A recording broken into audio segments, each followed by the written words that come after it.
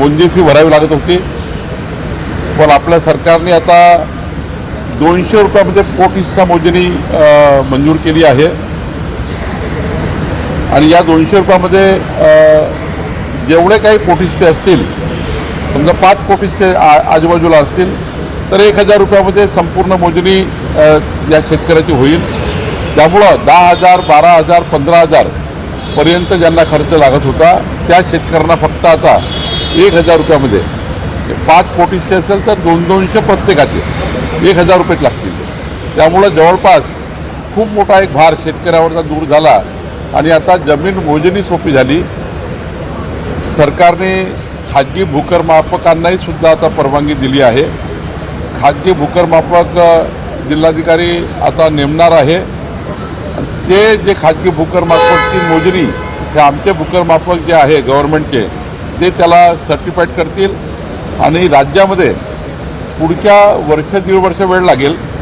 वर्ष दीड वर्षामध्ये आपलं राज्य 15 दिवसाच्या मोजणीवर येईल। आत्ता मोजणीला 60 दिवस लागतात, 15 दिवसात मोजणी झाली पाहिजे।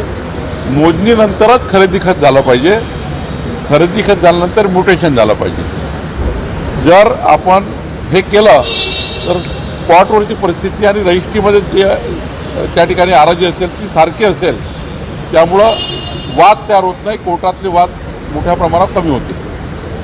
सर, यवतमाळ जिल्हा वन हक्क दाव्यासंदर्भातला यवतमाळ जिल्ह्याचा प्रश्न आहे। महसूल विभागाशी संबंधित कारेगाव नावाची एक वस्ती आहे आणि त्या ठिकाणी वन हक्क दाव्याचे लोकांनी अर्ज केले, मात्र ते अर्ज आदिवासी समाजाचे अर्ज असताना महसूल विभागाने त्यांना बिगर आदिवासीच्या निकषात बसवलं आणि 3 पिढ्यापूर्वीचे त्यांना पुरावे मागत आहे आणि आदिवासींना बिगर आदिवासीचे निकष लागू करून वन हक्क कायदा पायदळी तुडवला जातो। नाही, असं जर असेल तर मी तातडीनं बैठक घेईल।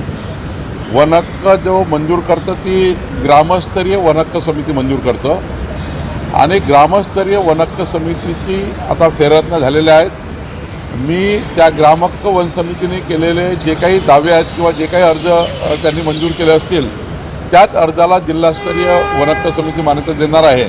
त्यामुळे असं कुठं झालं असेल तर याचा फेर आढावा सरकार घेईल आणि यातनं त्या गरीब शेतकऱ्यांना, आदिवासी शेतकऱ्यांना न्याय मिळेल।